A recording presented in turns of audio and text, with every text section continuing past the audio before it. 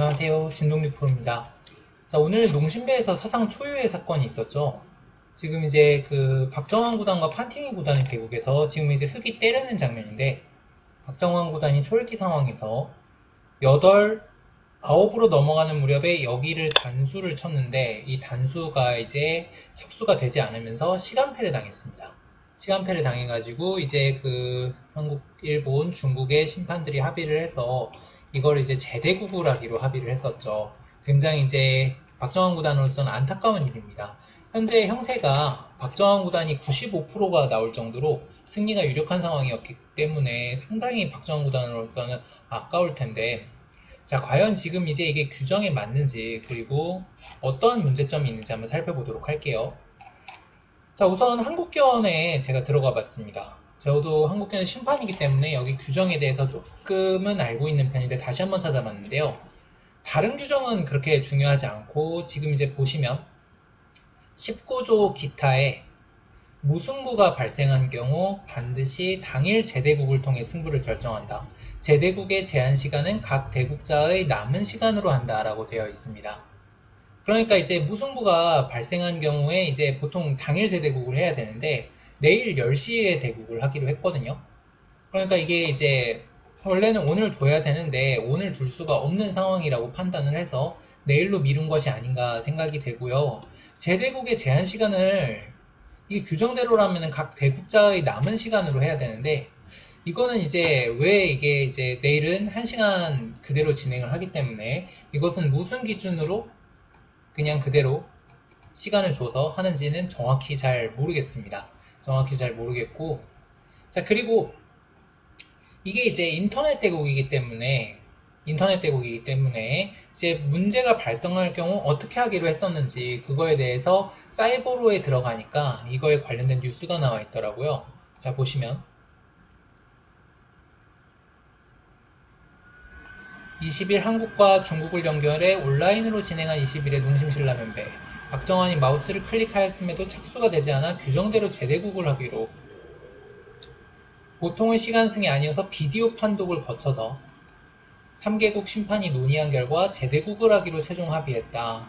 그러니까 이게 이제 규정이 만약에 이런 문제가 생길 경우 3개국의 심판이 합의를 해서 만약에 만장일치로 누가 승리를 거둔 것이 확실하다라고 하면은 이대로 진행을 하기로 했지만, 만약에 한 나라라도 이제 이거에 동의를 하지 않게 되면은 이거에 합의하지 못하고 무승부를 처리를 해서 제대국을 하기로 규정을 만들었던 모양입니다. 자, 그래서 이게 지금 제대국 결정 자체는 규정대로 진행이 된 것으로 보이고요. 다만 아쉬운 점이 상당히 많죠. 아쉬운 점이 상당히 많은데, 자, 우선 첫 번째로 생각하는 아쉬운 점은 이거를 왜 이제 이러한 문제가 발생할 것을 미리 예상하지 못했는가 하는 것입니다. 사실 모양새가 좋지는 않죠. 모양새가 좋지는 않고, 그리고 이게 세계대회 대국을 박정환 구단이 다 이긴 판을 시스템상으로 문제가 생겨서 이렇게 일이 벌어진 거기 때문에 일단 한국기원과 그리고 대회를 주최했던 사이버로가 분명히 이제 책임이 있는 상황이라고 생각이 되고요. 그리고 인터넷으로 하는 대국인 만큼 향후 이런 일이 벌어지지 않는다고 장담을 할 수가 없습니다. 당장 내일도 이런 일이 있을 수 있고, 실제로도 이런 일이 이제 그 국내 대회에서도 있었거든요. 예선 때 이제 그 모 기사가 인터넷으로 대국을 하는데 바둑을 거의 다 둔 상황에서 이제 착수가 되지 않아서 시간패가 됐어요. 그때도 마찬가지였는데 그때 이제 거의 다 둔 상황이었고 두 기사가 그냥 합의를 해서 계속 진행하는 걸로 했었는데 이거는 이제 그렇게 할 수가 없잖아요.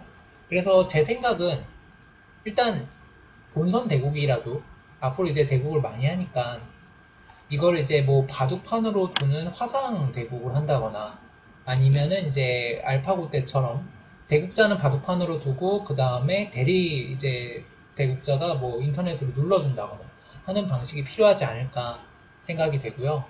그리고 이제 그 판팅이 구단이 잘못했다, 뭐 중국 측이 잘못했다라는 의견이 많은데 저는 이 생각에는 그렇게 동의하고 싶지는 않습니다.